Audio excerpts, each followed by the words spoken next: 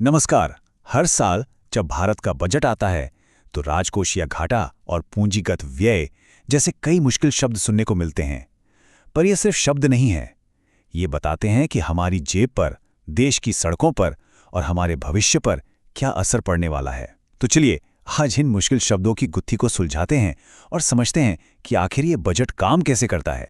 तो आज हम क्या क्या देखने वाले हैं? सबसे पहले समझेंगे कि बजट क्या है, फिर देखेंगे ये कितने तरह का होता है। उसके बाद सरकार के घाटे का मतलब क्या है ये जानेंगे। फिर ये भी देखेंगे कि पैसा आता कहाँ से है और जाता कहाँ है। और आखिर में समझेंगे कि पूरी अर्थव्यवस्था में पैसे को कैसे गिना जाता है। चलिए शुरू करते हैं।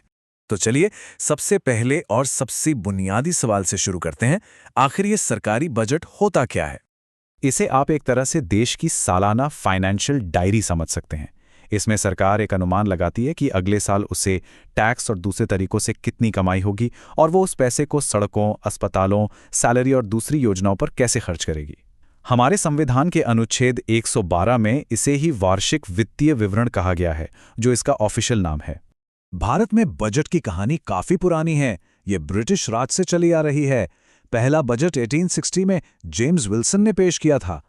लेकिन असली कहानी तो 1947 में शुरू हुई, जब R.K. शनमुखम चिट्टी ने आजाद भारत का पहला बजट पेश करके देश की आर्थिक नींव रखी।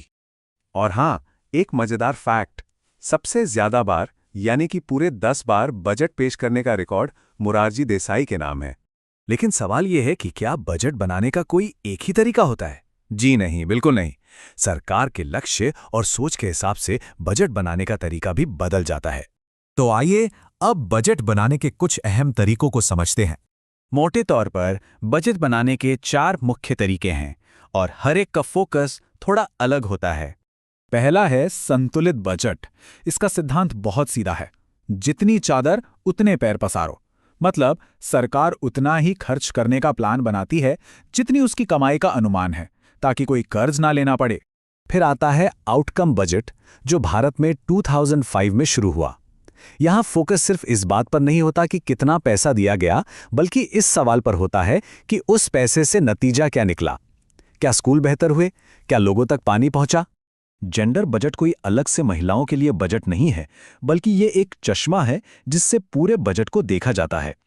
ये सुनिश्चित करता है कि सरकारी योजनाओं और खर्च का फायदा महिलाओं तक भी बराबर पहुंच रहा है या नहीं। और आखिर में है शून्य आधारित बजट। ये सबसे सख्त तरीका माना जाता है। इसमें हर मंत्रालय को हर साल अपना बजट जीरो से शुरू करना पड़ता है। उन्हें अपने हर एक रुपए के खर्च को सही ठहराना पड़ता है, ये भूल कर कि उन्हें पिछली बार कितना पैसा मिला था। लेकिन असल जिंदगी में कमाई और खर्च का पलड़ा शायद ही कभी बराबर रहता है। और जब खर्च का पलड़ा भारी हो जाता है तो जन्म होता है घाटे का। तो चलिए अब इस घाटे को समझते हैं, जिसके बारे में हम हर बजट में इतना सुनते हैं। घाटे का मतलब बहुत सीधा है, सरकार की कमाई कम और खर्चे ज्यादा। जब आमदनी 98 और खर्चा रुपया हो जाए तो उस बीच के अंतर को ही घाटा कहते हैं। लेकिन इस घाटे को भी अलग अलग नजरिए से देखा जाता है। सरकार की आर्थिक सेहत को ठीक से समझने के लिए 3 तरह के घाटों पर नजर रखना बहुत जरूरी है: राजस्व, राजकोषीय और प्राथमिक घाटा। राजस्व घाटा सरकार के रोज के खर्चों का हाल बताता है। अगर सरकार की रोज की कमाई जैसे टैक्स उसके रोजमर्रा के खर्चों जैसे सैलरी और सब्सिडी को भी पूरा नहीं कर पा रही है, तो ये एक तरह की चेतावनी है। अब आता है सबसे जरूरी आंकड़ा, राजकोषीय घाटा। इस पर सबकी नजर होती है।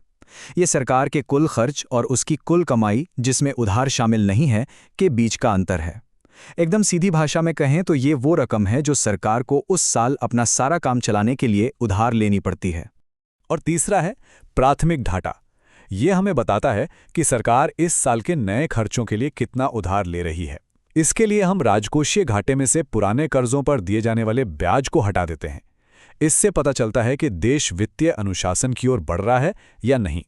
अब इन घाटों को और गहराई से समझने के लिए हमें सरकार के बही खातों में झांकना होगा। देखते हैं कि पैसे का हिसाब किताब कैसे होता है। तो देखिए, सरकार का पूरा हिसाब किताब एक तरह से 2 हिस्सों में बटा है। एक तरफ है लोक राजस्व, यानी वो सारा पैसा जो सरकार के पास आता है, और दूसरी तरफ है लोक व्यय, यानी वो सारा पैसा जो सरकार खर्च करती है।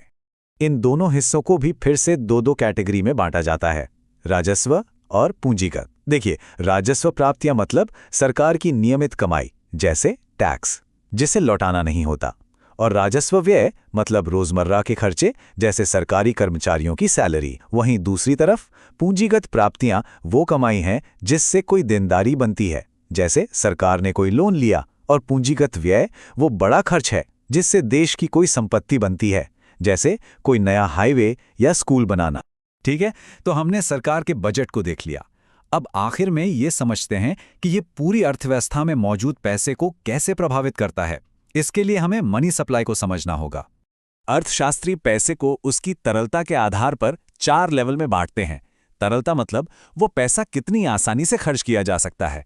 M1 सबसे तरल पैसा है। इसमें लोगों की जेब में रखा कैश और बैंक के सेविंग्स और करंट अकाउंट का पैसा आता है। फिर जैसे जैसे हम M2, M3 और M4 की तरफ बढ़ते हैं, हम इसमें पोस्ट ऑफिस की बचत और बैंकों के फिक्स डिपॉजिट जैसी चीजें जोड़ते जाते हैं, जिन्हें तुरंत खर्च नहीं किया जा सकता। तो यहाँ एक सीधा सा हिसाब है। M1 वो पैसा है जो सबसे तेजी से हाथ बदलता है, लेकिन ये कुल पैसे का एक छोटा हिस्सा है।